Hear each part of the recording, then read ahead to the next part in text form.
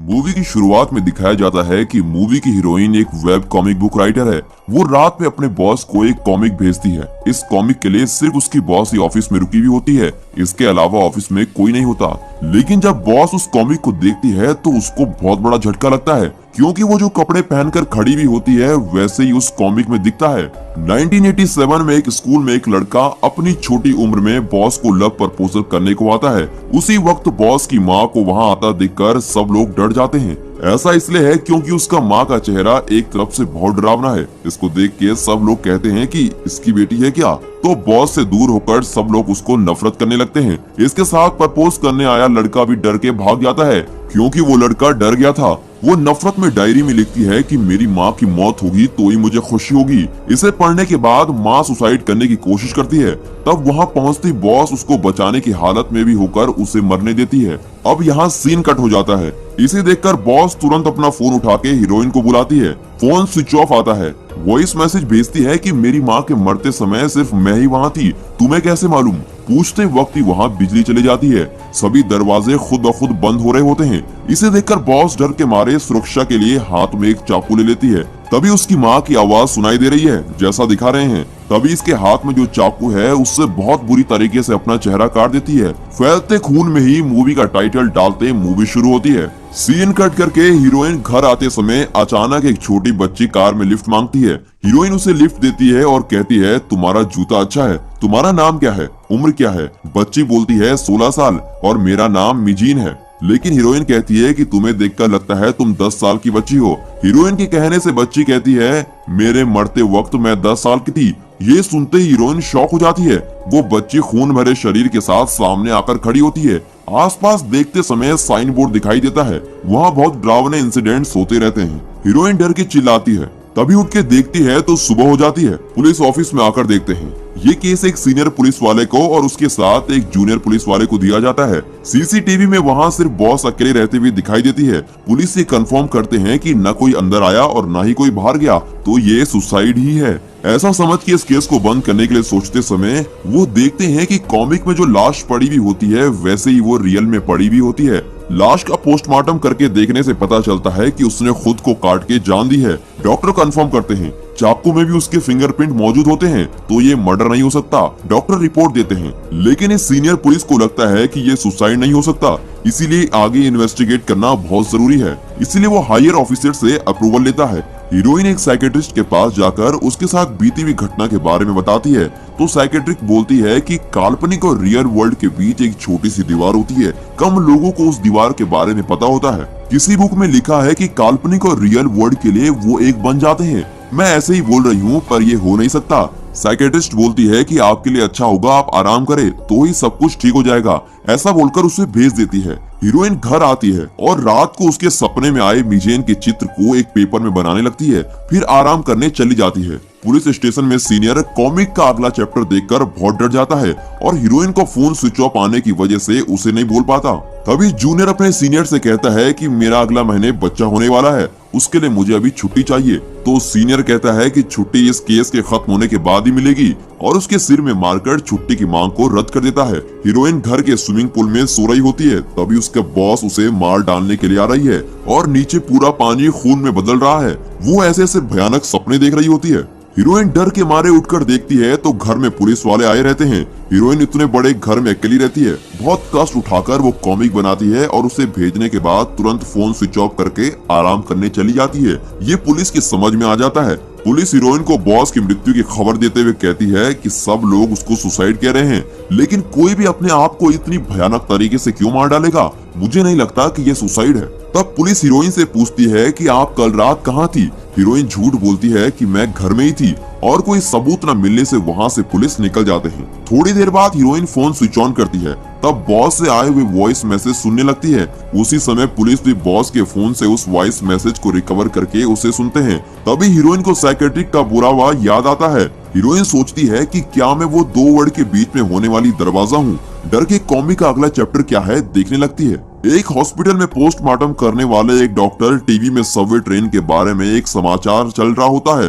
दोनों पुलिस वाले एक दुकान में बैठकर केस के बारे में बात कर रहे होते हैं कि तभी टीवी में सबवे ट्रेन का एक न्यूज चल रहा है। इसे कहीं तो देखा है। तभी पुलिस तुरंत फोन में कॉमिक का अगला चैप्टर देख रहे हैं। उसमें वो डॉक्टर आग में थोड़ी जली हुई एक बॉडी को सीधा करने की कोशिश कर रहा है। तब अचानक वो बॉडी अपनी जगह बदल रही होती है और आंख खोलकर डॉक्टर को घूरने लगती है। तो डॉक्टर डर के मारे टैब को उठाता है और देखता है, लेकिन टैब खुद ब खुद चालू हो जाता है। वो देखता है कि ये तो मेरी कहानी है। उसे डॉक्टर देखना शुरू कर देता है। उसमें वो देखता है कि उसकी वाइफ कई सालों से बीमार है। वो बिल्कुल भी ठीक नहीं हो पाती। उसकी वाइफ कुछ भी काम नहीं कर सकती। बाथरूम जाने के लिए भी वो उसकी वाइफ की मदद करता है। एक दिन नफरत होकर अपनी वाइफ को मार देता है और बॉडी पोस्टमार्टम के लिए आने के बाद डॉक्टर को पता चलता है कि वाइफ तो जिंदा है। इसे देखकर डॉक्टर सोचता है कि इससे पहले दूसरों को पता लगे, वो अपनी वाइफ को मारने के लिए उस पर बंधी हुई पट्टी को जोर से खींचकर भयानक तरीके से वाइफ की जान ले लेता है। इस तरह पुलिस वाले कुछ होने वाला है ऐसा समझकर तुरंत उस सिटी के हॉस्पिटल में जांच के लिए निकलने लगते हैं। उसी समय हीरोइन उसे रोकने के लिए निकलती है। इधर डॉक्टर कॉमिक देखकर डर के भाग जाने की कोशिश करता है। तब बॉडी उसके शर्ट पकड़ती है। जहाँ पर बॉडी को रखा जाता है वहाँ से कोई पुकार रहा है। वो जाकर देखता है तो उसकी भूतनी वाइफ डॉक्टर को अंदर लेकर बैंडेज से टाइट बांधकर मारने की कोशिश करती है। तब सही समय पर वहाँ पर हीरोइन पहुँच जाती है। डॉक्टर के चिल्लाने की आवाज को सुनकर बॉक्स खोलकर उसे बचाती है। तब वो भूत डॉक्टर के हाथ को कंट्रोल करके उसका गला दबा देती है। तभी वहाँ पुलिस आ जाती है और बगल में हीरोइन खड़ी रहती है और नीचे डॉक्टर की लाश रहती है। इसको देखकर पुलिस वाले समझते हैं कि इसका खून हीरोइन ने किया है और ये समझकर उसको अरेस्ट करते हैं। पुलिस पूछने लगती है कि ये खून तुमने क्यों किया? कॉमिक जैसे खून करके तुम पब्लिसिटी पाने की कोशिश करती है क्या? तब हीरोइन एक सच बताती है कि ये कॉमिक मेरी खुद की कॉमिक नहीं है, मैं कॉमिक को कॉपी करती हूँ। 1 साल पहले मेरे प्रथम कॉमिक हिट हो जाने के बाद कंपनी ने खुद मुझे एक बड़ी रकम देकर मुझे अगला कॉमिक तैयार करने को कहा, लेकिन मेरे माइंड में कुछ आया ही नहीं। मेरा माइंड बिल्कुल खाली था, मैं कुछ भी सोच नहीं सकी। तब मुझे एक ईमेल आया और बिना सोचे समझे मैं उस ईमेल को कॉपी करने लगी। इधर जूनियर पुलिस मिजेन चित्र देखते देखते कॉमिक का अगला चैप्टर देखते समय सीनियर को फोन लगाता है और हीरोइन को जो ईमेल आया हुआ होता है उसका आईपी एड्रेस ढूंढने को कहता है। जूनियर डिटेल्स ढूंढकर देता है। तभी उन्हें पता चलता है कि 1 साल पहले तक वहाँ जो नाम की एक लड़की और हीरोइन दोनों जी रहे थे। पुलिस हीरोइन के पास आकर बोलती है, वहाँ क्या हुआ? सब बोल रहे हैं कि जो खो गई है उसका क्या हुआ है? घर जाते हुए हीरोइन फ्लैशबैक सुनाना शुरू करती है कि 5 साल पहले मैंने ज्यादा कॉमिक लिख के काम में लगने की कोशिश की थी, लेकिन मैं कई बार रिजेक्ट हुई। तब एक दिन मैंने जो को देखा। वो कभी कभी भविष्यवाणी जैसे कुछ भी चित्र बनाती थी। तभी एक दिन जो ने एक ऐसा चित्र बनाया जिसमें एक लड़की गाड़ी से टकरा जाती है। उसके साथ बच्चे बहुत ही शरारत कर रहे होते हैं, तो मैंने उन बच्चों को वहाँ से भगा दिया। जो के साथ कोई नहीं था, इसलिए हम दोनों एक साथ रहना शुरू कर दिए थे और हम धीरे धीरे बहुत अच्छे दोस्त बन गए थे। कभी कभी वो बेहोश होकर चित्र बनाने लगती है। हीरोइन जो को रोके उसमें थोड़ा थोड़ा अपना प्यार देकर उसमें बदलाव लाती है। लेकिन आश्चर्य की बात तब होती है जब थोड़े दिन बाद जो ने जिस चित्र को बनाया था ठीक वैसे ही हाउस ओनर की बेटी एक गाड़ी से टकरा के मर जाती है और सब लोग उसको आके मारने लगते हैं। जो बार बार बोलती है कि मैंने ये चित्र नहीं बनाया है। तभी हीरोइन वहां आ जाती है और चाकू दिखाकर धमकी देती है। तो वो लोग कहते हैं कि तुमको एक दिन इस घर के साथ जला डालेंगे। थोड़े दिन बाद मैं इंटरव्यू में सिलेक्ट होने की खुशी में आ रही थी, तब ये घर आग से जल रहा होता है। उस दिन से पता नहीं जो कहाँ गई। उसके बाद क्या हुआ मुझे नहीं मालूम। उस जले हुए घर में लैन केबल कनेक्शन के साथ एक सिस्टम था। उसमें कॉमिक देखकर ये सब जो ही कर रही है पुलिस कंफर्म करती है। जो को ढूंढने से केस खत्म हो जाएगा। एक होटल से सीनियर जूनियर को फोन करके बोलता है कि मैं जो को ढूंढ लूंगा, तुम छुट्टी ले लो। तभी कोई हीरोइन को बाहर से जाकर देखता है। तभी उसी समय हीरोइन को जो के द्वारा एक मैसेज आता है। हीरोइन कार में चढ़ के सीनियर के चढ़ने से पहले कार बंद करके सुरक्षित पुराने घर जा रही है। वहां जाकर हीरोइन इंतजार करती है। उसी समय कोई भाग के आकर उसको मारता है। सीन कट करके सीनियर पुलिस गैस करता है कि हीरोइन घर आ गई होगी। सिर्फ कार खड़ी देखकर सीनियर जूनियर को फोन लगाकर पूछता है कि तुम कहाँ हो, हीरोइन भाग गई है। जूनियर कहता है कि मैं हॉस्पिटल जा रहा हूँ, क्या हीरोइन रेस्टोरेंट से भाग गई है? सीनियर बोलता है कि हाँ तुम जल्दी आ जाओ और फोन रख देता है। तभी उसे याद आता है कि मैंने तो जूनियर को बताया ही नहीं कि हम रेस्टोरेंट गए थे। तभी वो सोचने लगता है कि जूनियर को कैसे पता चला। सीन कट करके जूनियर पीछे देखते समय उधर वो हीरोइन को बांध कर रखता है। जूनियर हीरोइन को खेत में ले जाकर उधर बांध के रखता है। इस तरफ सीनियर जूनियर के फोन को ट्रैक करके उसका पीछा करता है। इधर जूनियर हीरोइन से पूछता है कि जो किधर है, जल्दी बताओ। वो ना तो भूत है ना शैतान है। आप लोग सब कह रहे हैं ये मुझे बराबर मालूम है, वो मीजेन के चित्र को दिखाते हुए बोलता है कि इसको किसने बनाया। वो बोलता है कि 6 साल पहले ये हुआ था, तब मेरे अलावा वहाँ कोई नहीं था। यहाँ पर एक बहुत ही बढ़िया ट्विस्ट खुलता है। कॉमिक में तीसरी कथा शुरू हो रही है। तभी दिखाते हैं कि जूनियर पुलिस में सिलेक्ट होता है और वो उसके लवर को बता देता है, अभी मैं बिना काम का लड़का नहीं हूँ। खुशी से बात करता हुआ जा रहा है, अचानक खेत के पास उसका एक्सीडेंट हो जाता है। जूनियर नीचे उतर के देखता है कि वहाँ कोई नहीं है। तब कार के नीचे मीजेन अपनी जान बचाने के लिए तरस रही होती है। उसे देखकर उसे बचाने की कोशिश करते समय उसके लवर का फोन आता है। उसमें वो खुशी से बोलती है कि मेरे पापा हमारी शादी के लिए मान गए हैं। ये सुन के वो सोचता है कि अगर एक्सीडेंट के बारे में किसी को पता चल गया तो मैं पुलिस वाला नहीं बन सकता। अगर ये हॉस्पिटल ले जाने के बाद मर गई तो मैं क्या करूंगा। तभी वो मीजेन को वहाँ मरने के लिए छोड़कर चला जाता है। तभी सभी लाइट बंद हो जाती हैं। उस रोशनी से मीजेन का भूत दिख रहा है। जूनियर भी उसे देखकर गोली चलाता है तो वहाँ सीनियर आ जाता है। अंदर आकर देखा तो हीरोइन बेहोश पड़ी है। जूनियर एक कोने में बैठा है। तब पीछे से भूत उसके हाथ पकड़कर उसके सिर पर बंदूक रखती है। सीनियर हाथ में बंदूक रख के पूछता है कि क्या कर रहा है।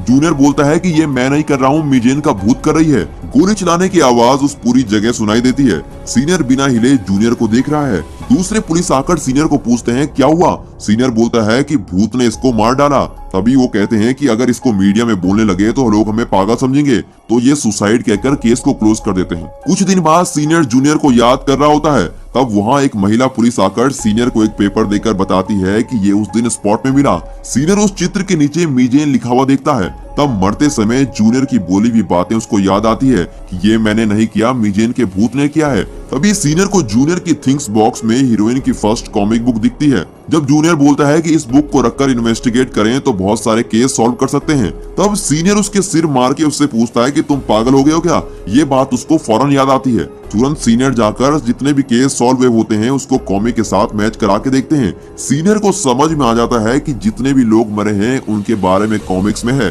तुरंत सीनियर हीरोइन को देखने निकलता है। इधर हीरोइन को नया ईमेल आता है। उस ईमेल को खोल के देखने पे एक बड़ा ट्विस्ट खुलता है। कॉमिक में हीरोइन की कथा चल रही है। सड़क में दोनों एक साथ मिलने के बाद जो तुम ऐसे क्यों चित्र बनाती हो, हीरोइन अपने फ्लैशबैक बता रही है। जो के पापा कोई और नहीं बल्कि पोस्टमार्टम करने वाले डॉक्टर ही हैं। हर बार जो को देखते समय पापा को उसकी माँ की याद आती है, इसलिए उसे मोर्चरी में बॉडी के साथ अकेले बंद करके रख देते हैं। तब जो को अचानक एक पावर आ जाती है जिसमें वो मरे हुए लोगों को सुन सकती है और वे मरे हुए लोग उसे अपनी कहानी सुनाते हैं और वो उसकी ड्राइंग बनाती है। इसे सुन के हीरोइन कहती है कि तुम्हारी कहानी में जान है। दीवार में चित्र बनाती जो को पेपर में बनाने को बोलती है। उस चित्र को लेकर इंटरव्यू में जाती है। वो कहानी नेचुरल होने से वो सिलेक्ट हो जाती है। तभी उसका इंटरव्यूअर बोलता है कि कल सब ड्राइंग लेकर काम में ज्वाइन कर लो। हीरोइन खुशी खुशी घर आकर देखती है तो जो सभी ड्राइंग्स को जला रही होती है। वो कहती है कि ये मरे हुए लोगों की कहानियां हैं और वो बदला भी लेंगे, इसे तुम पब्लिश नहीं कर सकती। तभी हीरोइन और जो के बीच में लड़ाई हो जाती है और हीरोइन जो का गला दबाकर उसको मार देती है और उसकी बॉडी को कहीं छुपा देती है। बाहर आकर सभी को बोलती है कि जो खो गई है। इस तरफ सीनियर हीरोइन के घर में जाकर सिस्टम में कॉमिक को देखकर पुराने घर की ओर आने लगते हैं। तब पुराने घर के सिस्टम में निकाले फिंगरप्रिंट के रिजल्ट फोन लगाकर बता रहा है इसमें सिर्फ हीरोइन के फिंगरप्रिंट ही है और किसी के फिंगरप्रिंट नहीं है, ऐसा नहीं कहेंगे, ये मुझे मालूम है, सीनियर कहकर फोन रखता है। इधर हीरोइन को उसकी एक हेयर क्लिप नीचे पड़ी हुई दिखाई देती है। जो के मरने के बाद कभी कभी भूत हीरोइन को दिखाई देना शुरू हो जाते हैं। कहानी में हीरोइन को जो की शक्तियां प्राप्त हो जाती हैं और वो खुद स्केचेस बनाकर खुद को भेज रही होती है। ये सब हीरोइन एक सपना सोचकर साइकेट्रिस्ट के पास जाती है। सच ये है कि अभी हीरोइन को भूत के साथ बोलने की शक्तियां जो ने उसे दी है। इसे समझने के बाद हीरोइन जो को याद करके रोते हुए जो से माफी मांगती है। जो हीरोइन को माफ कर देती है। ये सीन कट हो जाता है और जब फर्स्ट कॉमिक हिट हो जाने के फंक्शन में हीरोइन से पूछा जाता है कि आप कैसे सक्सेसफुल हुई, हीरोइन उसे अपने सक्सेस के कारण बताती है। वैसे दोस्तों, आप अपनी जिंदगी में अगर किसी गलती को याद करके उदास रहे हैं तो उस घटना को आप कमेंट में जरूर बताइएगा। इधर सब सच को जान के सीनियर बंदूक के साथ घर आता है। सीनियर को छोड़ा तो वो बाहर जाकर सबको बता देगा, इसलिए हीरोइन उसे जान से मारने की कोशिश करती है। उस झगड़े में दोनों एक दूसरे को मारकर जमीन पर गिर पड़े हैं। हीरोइन कहती है कि भूतों के लिए मैं जरूरी हूँ। सीनियर कहता है कि तुम्हें भूतों की जरूरत है, इसलिए तुमने जो को मार दिया है। हीरोइन सीनियर को बोलती है कि तुम अपने आप को क्या समझ रहे हो, तुमने भी ये खून किया है। तब वो दीवार में उसको कुछ दिखाती है। अब एक बहुत बड़ा ट्विस्ट सामने आने वाला है। दीवार में सीनियर पुलिस वाले की कहानी होती है। जूनियर जब अपने पे बंदूक से गोली मारने ही वाला होता है तब सीनियर बाजू में जाकर उसके हाथ से बंदूक लेकर कहता है, तुझको बुद्धि नहीं है क्या? हमेशा की तरह उसके सिर पर मारता है, तभी अचानक उसकी बंदूक से गोली चली जाती है और उसके हाथ से जूनियर वहीं मर जाता है। तभी वो सोचता है कि ये बाहर मालूम हुआ तो जेल जाना पड़ेगा, वैसे कोई नहीं देख रहा, तो बंदूक को जूनियर के हाथ में रख के इसको एक सुसाइड बना देता है। इस ड्राइंग को देखने के बाद हीरोइन को मार डालने की सोचता है। जूनियर का भूत आकर सीनियर के हाथ पकड़कर उसके सिर पर गोली चला देता है। तभी हीरोइन चलकर जा रही है और ये कहानी यहाँ पर खत्म होती है। दोस्तों, अगर वीडियो पसंद आया हो तो वीडियो को एक लाइक और चैनल को सब्सक्राइब जरूर करें और साथ ही साथ अपने फ्रेंड्स ग्रुप में शेयर करो। And finally thanks for watching.